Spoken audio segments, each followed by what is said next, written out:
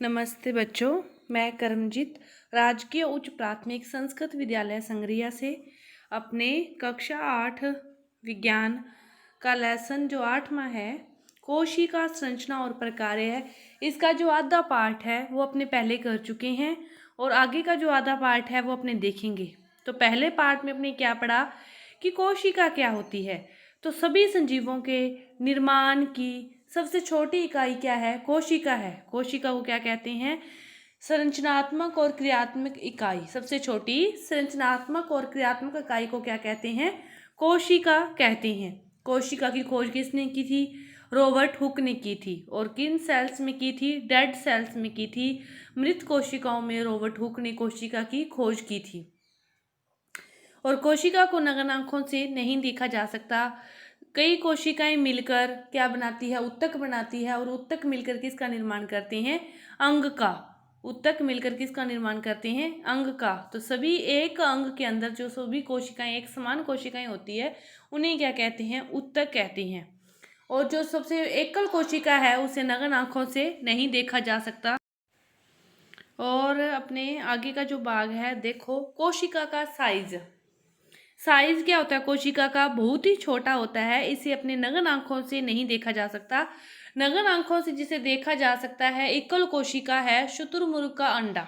सबसे बड़ी कोशिका के अंतर्गत आता है शुतुरमुर्ग का अंडा। उसे अपने नग्न आंखों से देखा जा सकता है। उसका साइज कितना होता है? 170 mm गुना 130 mm।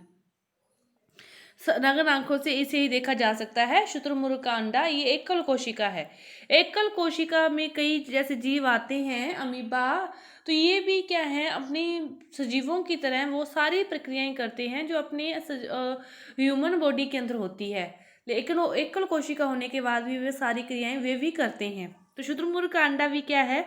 सबसे बड़ी एकल कोशिका है। नहीं तो जो कोशिकाएं हैं एकल, उन्हें नग्न आंखों से दिखाई नहीं देती। और कई कोशिकाएं मिलकर किसका निर्माण करती है? ऊतक का। और ऊतक मिलकर अंग का निर्माण करते हैं जिसे अपने देख सकते हैं। सजीवों की जो कोशिका का साइज है ना, वो 1 मीटर का 10 लाख में भाग के बराबर होता है। आप सपोज कर सकते हो कि कितनी छोटी होती है। 1 मीटर का 10 लाख में भाग, बहुत ही छोटी कोशिका होती है। इसे अपने नग्न आंखों से नहीं देख सकते।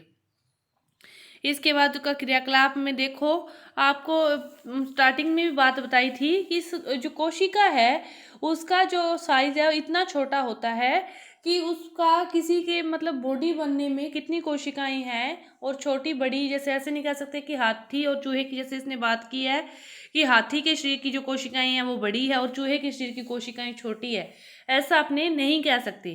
तो साइज है वो दोनों में कोशिकाओं का साइज बराबर होता है। संख्याओं में अंतर आ सकता है कि किसी में कितनी संख्याओं में मिलकर कोशिकाओं का निर्माण हुआ और किस में कितनी संख्या है, इसमें अंतर आ सकता है। लेकिन कोशिकाओं के आकार में कोई भी अंतर नहीं होता।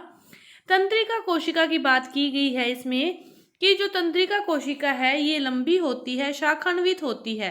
तो ये इतनी लंबी शाखान्वित चूहे के अंदर होती है और उतनी ही लंबी और शाखान्वित ये हाथी के अंदर होती है। तंत्रिका कोशिका का कार्य क्या होता है? संदेश के स्थानांतरण का कार्य करती है। तंत्रिका कोशिका किसका कार्य करती है?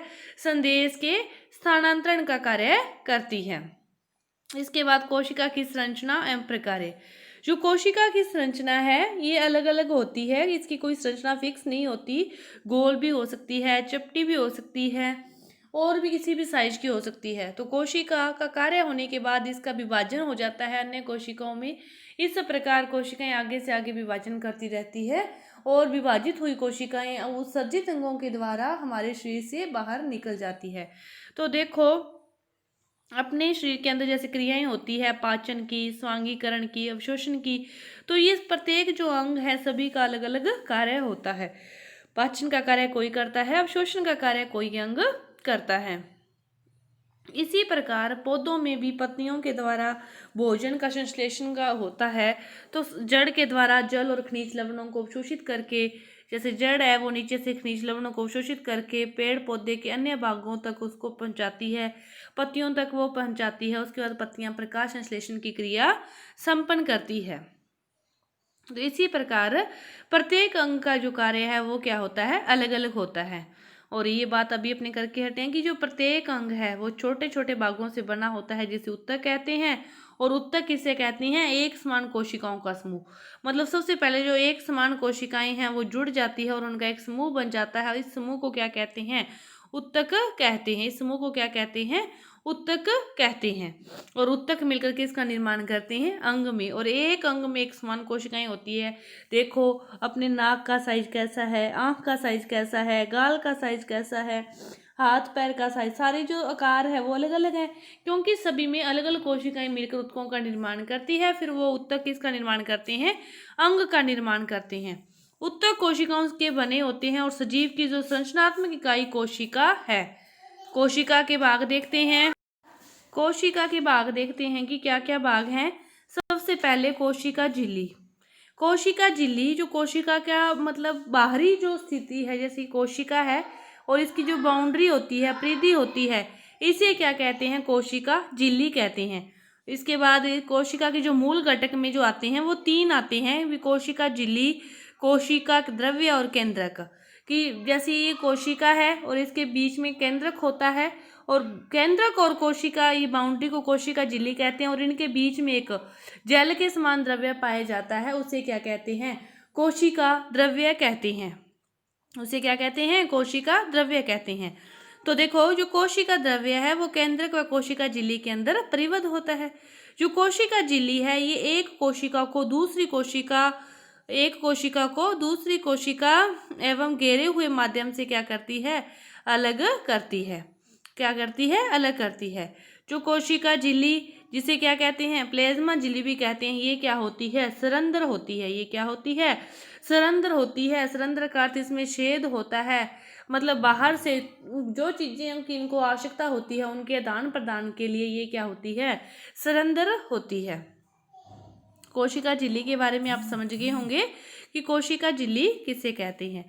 प्याज की जो कोशिका की जो सीमा है वह कोशिका झिल्ली द्वारा परिबद्ध होती है, और जो एक और दृढ़ आवरण द्वारा मतलब कोशिका झिल्ली तो हर कोशिका के अंदर पाई जाती है, और कोशिका झिल्ली के अलावा उसका मतलब बाह्य आवरण और दृढ़ हो, उसको कोई किसी प्रकार का कोई नुकसान ना हो, तो एक दोहरी झिल्ली पाई जाती है, जिसे क्या कहते हैं? कोशिका भित्ति कहते हैं।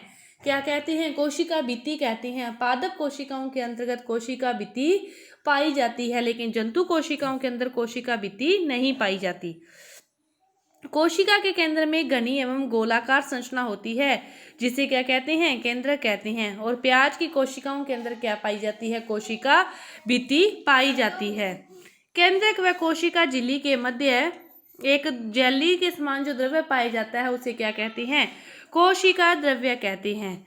आप समझ गए होंगे कि पादप कोशिकाओं में कोशिका भित्ति पाई जाती है। कोशिका भित्ति क्या है? एक दोहरी झिल्ली होती है, उसे किसी प्रकार की कोई नुकसान न हो, एक दृढ़ आवरण, कठोर आवरण होता है कोशिका भित्ति। इसके बाद देखो ये मनुष्य के गाल की कपोल की कोशिकाएं हैं। मतलब एक अंग की जो कोशिकाएं होती है ना वो सारी समान होती है। विभिन्न अंगों की तो अलग अलग होती है, लेकिन एक अंग की जो कोशिकाएं हैं लगभग वो सारी क्या होती है? समान होती है। क्या होती है? समान होती है। कोशिका द्रव्य के बारे में बताया जा चुका है कि केंद्रक व कोशिका झिल्ली के मध्य पाए जाने वाला जो समान द्रव्य है उसे क्या कहते हैं? कोशिका द्रव्य कहते हैं। कोशिका के जो अन्य संघटक कोशिकांग है कोशिका द्रव्य में ही पाए जाते हैं, जैसे माइटोकॉन्ड्रिया।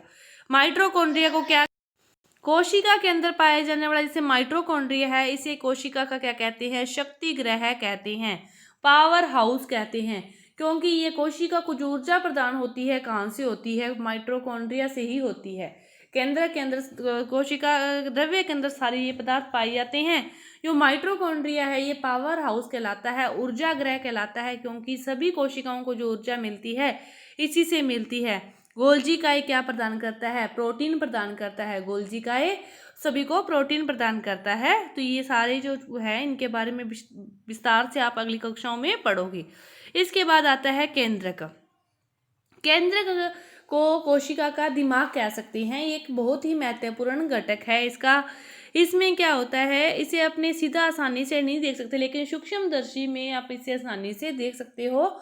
यह मध्य भाग में पाया जाता है और कोशिका के मतलब केंद्रक के भी चारों तरफ एक झिल्ली होती है जिसे केंद्रक झिल्ली कहते हैं, और केंद्रक के बिल्कुल मध्य में पाई जाती है छोटी छोटी सघन संरचनाएं बिल्कुल मध्य में, और उसे क्या कहते हैं, केंद्रिका कहते हैं, न्यूक्लियस कहते हैं। और केंद्रक के अंदर ही धागे के समान जो संरचनाएं पाई जाती है उन्हें क्या कहते हैं, गुणसूत्र कहते हैं। उन्हें क्या कहते हैं, गुणसूत्र कहते हैं। मतलब केंद्र को आप सूक्ष्मदर्शी की सहायता से देख सकते हो। केंद्र को कोशिका का दिमाग भी कहते हैं। केंद्र के अंदर बिल्कुल मध्य में सूक्ष्म संरचनाएं पाई जाती है जिसे केंद्रिका या न्यूक्लियस कहते हैं, और केंद्रक में ही धागे के समान संरचनाएं पाई जाती है जिसे क्या कहते हैं, गुणसूत्र कहते हैं, क्रोमोसोम कहते हैं। गुणसूत्र क्या होते हैं, ये जीन के धारक होते हैं। मतलब एक पीढ़ी के गुणों को, एक पीढ़ी के जीनों को दूसरी पीढ़ी में स्थानांतरण करने का कार्य कौन करते हैं, ये गुणसूत्र करते हैं। गुणसूत्र वैसे दिखाई नहीं देते, लेकिन गुणसूत्र कोशिका विभाजन के समय दिखाई देते हैं। जब कोशिका का विभाजन होता है, वो आगे अन्य कोशिकाओं में विभाजित होती है, तब यह दिखाई देते हैं गुणसूत्र। जीन के बारे में आप समझ गए होंगे कि यह क्या है, आनुवंशिक लक्षणों का स्थानांतरण करते हैं। माता पिता के जो लक्षण है आगे बच्चों में पहुंचाने का जो कार्य करते हैं वो कौन करते हैं, जीन करते हैं, जो गुणसूत्र में पाए जाते हैं या गुणसूत्र के थ्रू ये कार्य करते हैं। इसके बाद का जो है प्रोकैरियोटिक कोशिका और यूकैरियोटिक कोशिका। प्रोकैरियोटिक कोशिका में क्या होता है कि ऐसी कोशिकाओं में जो केंद्रक पदार्थ है वो केंद्रक झिल्ली के बिना होता है। केंद्रक जो पदार्थ है वो केंद्रक झिल्ली के बिना होता है। प्रोकैरियोटिक कोशिकाओं में क्या होता है, जो केंद्रक पदार्थ है वो केंद्रक झिल्ली के बिना होता है, उसे क्या कहते हैं, प्रोकैरियोटिक कोशिकाएं कहती हैं। और इसका जो उदाहरण है वो जीवाणु और नीले हरे शैवाल है। इसका उदाहरण क्या है, जीवाणु और नीले हरे शैवाल। लेकिन जो प्याज की झिल्ली या गाल की जो कोशिकाएं हैं, इसमें क्या होता है, जो केंद्रक है वो झिल्ली युक्त होता है, तो उन्हें क्या कहते हैं, यूकैरियोटिक कोशिकाएं कहती हैं। उन्हें क्या कहती हैं, यूकैरियोटिक कोशिकाएं कहती हैं। और ऐसी कोशिकाओं वाले जीव क्या कहलाते हैं, यूकैरियोटिक कहलाते हैं। जिनमें तो झिल्ली होती है उन्हें प्रोकैरियोटिक नहीं होती, उन्हें प्रोकैरियोटिक, और जिनमें झिल्ली होती है उन्हें क्या कहते हैं, यूकैरियोटिक कहते हैं। इसके बाद आती है रिक्तिका, जो मतलब कोशिका द्रव्य और केंद्र के मध्य का जो स्पेस होता है उसे क्या कहते हैं, रिक्तिकाएं कहती हैं। पादप कोशिकाओं में जो रिक्तिकाएं होती है वो क्या होती है, बड़ी होती है, लेकिन जंतु कोशिकाओं में रिक्तिकाएं होती तो जरूर है लेकिन छोटी होती है। पादप कोशिकाओं में प्लेस्टिड पाया जाता है, ये विभिन्न रंगों का भी होता है। और जैसे पत्तियों का जो हरा रंग होता है वो किस प्लेस्टिड के कारण होता है, हरे रंग के प्लेस्टिड के कारण, हरे रंग के प्लेस्टिड के कारण होता है। क्लोरोप्लास्ट या हरित लवक कहते हैं, ये हरे रंग का प्लास्टिक होता है जो पत्तियों को क्या करता है, हरा रंग प्रदान करता है। इसके बाद पादप या जंतु कोशिका की तुलना देखो अपने करते हैं कि जो इनमें भी केंद्रक पाया जाता है, पादप कोशिका में भी पाया जाता है और जंतु कोशिका में भी केंद्रक पाया जाता है। केंद्रक झिल्ली भी दोनों में ही पाई जाती है, पादप कोशिका में भी, जंतु कोशिका में भी। लेकिन जो कोशिका भित्ति है ये किस में पाई जाती है, अकेली पादप कोशिका में। कोशिका भित्ति किस में पाई जाती है, अकेली पादप कोशिका में। कोशिका द्रव्य, केंद्रक, रिक्तिका, कोशिका झिल्ली, ये चारों चीजें तो क्या दोनों में पाई जाती है। दोबारा समझो कि कोशिका झिल्ली, रिक्तिका, केंद्रक और कोशिका द्रव्य, ये तो चारों चीजें दोनों में पाई जाती है। लेकिन कोशिका भित्ति अकेली पादप कोशिका में पाई जाती है। हरित लवक भी अकेले पादप कोशिका में ही पाए जाते हैं। ये इसी से संबंधित आगे जो सारणी है आपको पूरी करनी है। तो देखो केंद्रक क्या पाया जाता है, दोनों में पाया जाता है। केंद्रक दोनों में पाया जाता है। केंद्रक झिल्ली दोनों में पाई जाती है। कोशिका द्रव्य दोनों में पाए जाते हैं। प्लेस्टिड पादप कोशिका में पाए जाते हैं, जंतु कोशिका में नहीं। और रिक्तिकाएं भी दोनों में पाई जाती है। बड़ी छोटी साइज का अंतर जरूर है लेकिन वह दोनों में पाई जाती है। तो आपका जो पाठ था कोशिका यहाँ पे पूरा हुआ। तो इस पाठ के अंतर्गत आपने जो भी सीखा है, इस वीडियो के बाद आप क्वेश्चन उत्तर आसानी से हल कर सकते हो। धन्यवाद।